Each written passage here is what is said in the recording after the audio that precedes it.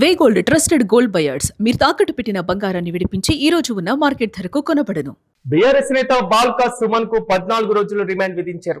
చెంచల్గూడ జైలుకు తరలించారు పోలీసులు. సింగరేణి అధికారుల ఫిర్యాదుతో కేసు నమోదు చేశారు నాంపల్లి పోలీసులు. ప్రధానంగా సింగరేణి ఆస్తులు ధ్వంసం చేయాలని వివాదాస్పదమైనటువంటి వ్యాఖ్యలు చేసినటువంటి కేసులో బాల్కా సుమన్ ను అరెస్టు చేశారు.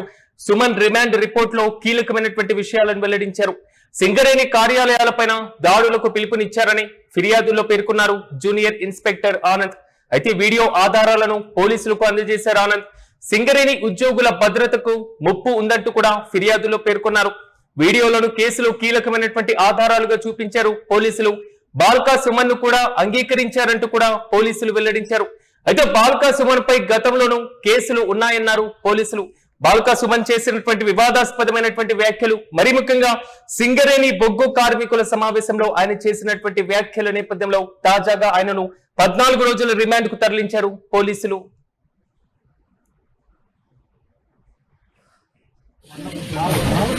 పబ్లిక్ చాలా వస్తున్నారు.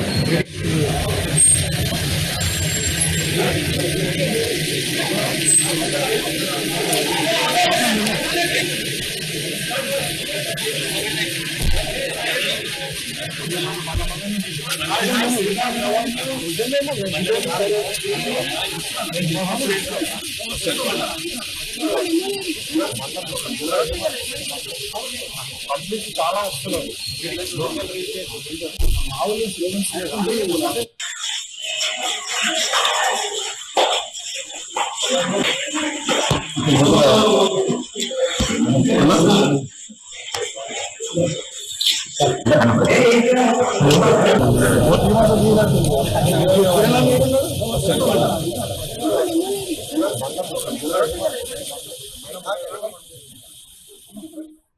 సింగరేణి కార్మికుల సమావేశంలో బీఆర్ఎస్ నేత బాల్కా సుమన్ చేసినటువంటి వ్యాఖ్యల నేపథ్యంలో ఆయన అరెస్టు చేయడం, జడ్జి ముందు హాజరుపరచడం, 14 రోజుల పాటు రిమాండ్ కూడా విధించినటువంటి పరిస్థితులు మనం చూస్తున్నాం. చెంచల్గూడ జైలుకు బాల్కా సుమన్ ను తరలించారు పోలీసులు. సింగరేణి అధికారుల ఫిర్యాదుతో కేసు నమోదు చేశారు నాంపల్లి పోలీసులు. ప్రధానంగా సింగరేణి కార్మికుల సమావేశంలో ఆయన చేసినటువంటి వివాదాస్పదమైనటువంటి వ్యాఖ్యలు, ఒకటి పూర్తి స్థాయిలో సింగరేణి ఆస్తులను ధ్వంసం చేయాలని వివాదాస్పదమైనటువంటి వ్యాఖ్యలు చేయడం జరిగింది. దీంతో పాటుగా మిలిటెంట్ యాక్టివిటీని చేయాలి, డబ్బులు కావాలంటే ఆఫీసులను తగలబెట్టాలి అంటూ కూడా బాల్కా సుమన్ వ్యాఖ్యానించారు. ఈ నేపథ్యంలో బిఎన్ఎస్ సెక్షన్ 326 క్లాస్ జీ తో పాటుగా 351, 353 టీడీపీపీఏ కింద కూడా కేసులు నమోదు చేయడం జరిగింది. ప్రధానంగా బాల్కా సుమన్ ను నిన్న న్యాయమూర్తి ముందు హాజరుపరిచేటువంటి సందర్భంలో కూడా హైడ్రామా కొనసాగినటువంటి పరిస్థితులు మనం చూస్తున్నాం. ప్రధానంగా నాంపల్లి పోలీసులు బాల్కా సుమన్ ను అరెస్టు చేయడం, తీవ్ర ఉద్రిక్త పరిస్థితులు చోటు చేసుకున్నాయి. తెలంగాణ భవన్ కేంద్రంగా కూడా భారీ హైడ్రామా మధ్య కూడా బాల్కా సుమన్ ను అదుపులోకి తీసుకున్నారు పోలీసులు. ప్రధానంగా సింగరేణి సంస్థకు సంబంధించినటువంటి ఆయన చేసినటువంటి వివాదాస్పదమైనటువంటి వ్యాఖ్యలు రాష్ట్ర వ్యాప్తంగా తీవ్ర చర్చనీయాంశంగా మారడం, పలు పోలీస్ స్టేషన్లో కూడా కేసు నమోదైనటువంటి పరిస్థితులు. ఈ క్రమంలోనే తెలంగాణ భవన్ లోపల ఉన్నటువంటి బీఆర్ఎస్ కార్యకర్తలు, లాయర్లు, పోలీసులతో కూడా తీవ్ర వాగ్వాదానికి దిగినటువంటి సందర్భాన్ని కూడా మనం గమనించాం.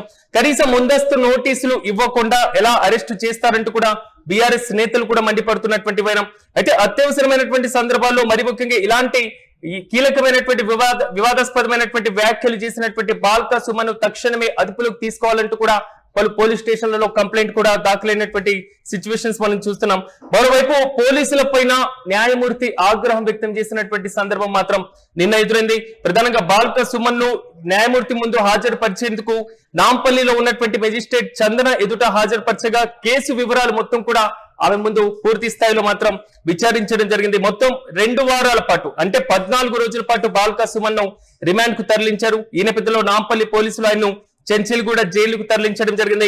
ముందుగా పోలీసులు న్యాయమూర్తి ముందు హాజరుపరిచేటువంటి సందర్భంలో ఒకనొక సిచ్యువేషన్ లో న్యాయమూర్తి పోలీసుల పైన కూడా ఆగ్రహం వ్యక్తం చేసినటువంటి పరిస్థితులు కూడా ఏర్పడ్డాయి. ప్రధానంగా ఎఫ్ఐఆర్ కాపీని మర్చిపోయి రావడంతో పాటుగా అపాయింట్మెంట్ లోని పూర్తి స్థాయిలో అంటే జడ్జి అపాయింట్మెంట్ తీసుకోవడంతో పాటుగా జడ్జి నివాస ప్రాంగణం సమీపంలోనే బాల్కా సుమన్ ను తీసుకెళ్లినటువంటి వైనం, అనుమతి లేకుండా లోపలికి ఏ విధంగా తీసుకొస్తారు అంటూ ఒకానొక సందర్భంలో న్యాయమూర్తి కూడా ఆగ్రహం వ్యక్తం చేసినట్లుగా కూడా ప్రధానంగా బలంగా వాదన వినిపించింది.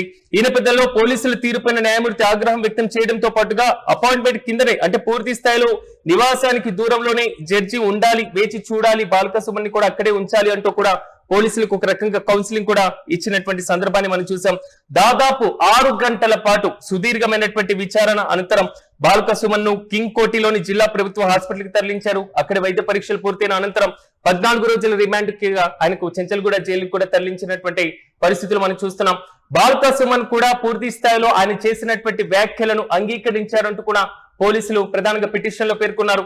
బాల్క సుమన్ పై గతంలోనూ పలు కేసులు ఉన్నాయని ఈ సందర్భంగా న్యాయమూర్తి ముందు కూడా పోలీసులు వెల్లడించడం జరిగింది. మొత్తం మీద బీఆర్ఎస్ నేత బాల్క సుమన్ అరెస్టు కొంతవరకు ఉద్రిక్త పరిస్థితులు దారితీసినటువంటి నేపథ్యంలో సింగరేణి ఉద్యోగుల సమావేశంలో ఆయన చేసినటువంటి కామెంట్స్ మరి ముఖ్యంగా హీట్ పుట్టించినటువంటి పరిస్థితులు కూడా తెలంగాణ రాజకీయాల్లో కీలకంగా చర్చనీయాంశంగా మారుతున్నాయి.